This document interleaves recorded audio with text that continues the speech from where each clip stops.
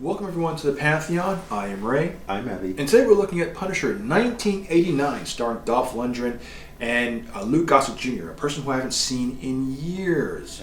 Yeah. He's a 53-year-old spry-looking Lou Gossett Jr., so it's quite impressive. Definitely. This also stars Nancy Everhart and Jerome Crabb, I believe his name is. The film itself, it's the runtime. It's just 90 minutes, or just a little over 90 minutes, 89 minutes. Yeah. So it's a really short little ride. But Evie, give us the overview. There's this guy who used to be a cop, and I guess on a sting, his family got killed by the mafia. Right. So he wanted revenge. So he went after them. Let me tell you though, there actually was a homeless guy that would give him help. Tell him where things were going down. Right. And he would fix the problem. Well, I guess kill them, right? Right. So so then he would kill people just because they were bad too, not because they maybe did a crime. So he had a vendetta with both the mafia and the Japanese. I'm not saying that those races are bad, but that's just the people that they were with or fighting for. Right. Well, yeah, you're pretty much summed up pretty well. There's a lot of things. What the film does well. I mean, I'm going to say bringing Lou Gossett Jr. on as the counterbalance for Dolph Lundgren's character is amazing. I mean, I haven't seen him since the last big thing I saw of Lou Gossett Jr., which, I mean, I haven't watched Roots or anything like that. I mean, I know he did that recently, the remake of Roots, or something about slavery. He was in that. That was Samuel L. Jackson. No, that's what. Speaking of, there was a remake of something. It's not the Roots, but there was something similar to that. He played an elderly guy. I forgot what it was. It came out about a year and a half ago. My bad. I'm sorry. No, it's okay. But anyways, I haven't seen him honestly in the last big thing I remember him from is An Officer and a Gentleman, where he won an Oscar for it. And then since then, he's sort of obscure. I mean, he did a series called Getting Oliver, which I remember quite fondly. But he's the most charismatic character. Whenever he has screen time on it, he's such a likable character. He's such a charismatic character, and his presence fills the screen. So that is one of the biggest pluses of this. Whereas I think Dolph Lundgren was still limited in his acting range.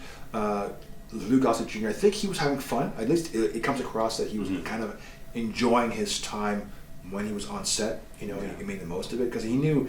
I mean, the show really carries on what his ability is to do, and that he was having fun. Yeah. He had a kind of a carefree, wink at the camera type of personality, and it was good. I mean, he's only screen time with Dolph Lundgren is when Dolph's character is incarcerated, and that's maybe not necessarily a highlight, but it is one of the most memorable scenes that I remember specifically. And what he says to him about you killed 125 people.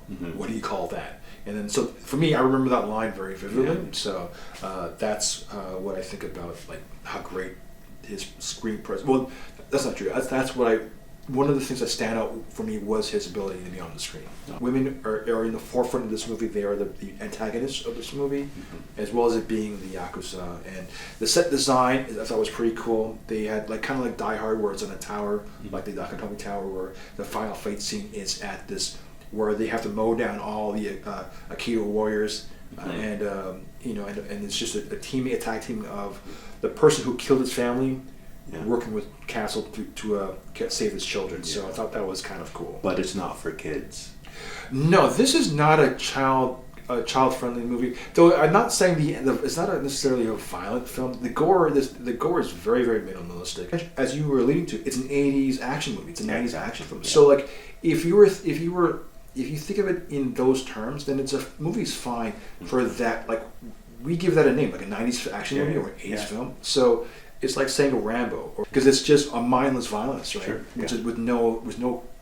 Because if you look from 2021 and 9/11, we look at films now with the understanding of collateral damage, understanding of there's consequences for everything. In light of I don't want to get politicized, but in light of the Trump administration, the end of his reign, there is consequences. So we become, I think now in 2021. people are very aware of one's actions, and so looking at it from the lens of 2021, you have to look at it as being just mindless fodder. It is to look at it anything else other than that diminishes the value of this movie, of this product, and so which is why I give it a 4.5. It's harmless. The reasoning is his weakness or his what brings him back to his human nature is saving the children because he's a father who lost his children. So on a human level, there is some great there's something to mine here. But on paper, Dolph Lundgren, Punisher, yeah, he just did Ivan Drago in Rocky. He's a big guy. Mm-hmm. They colored his hair black. He looks the part. I'm all for it on paper, but on execution, there were faults. Okay. Yeah.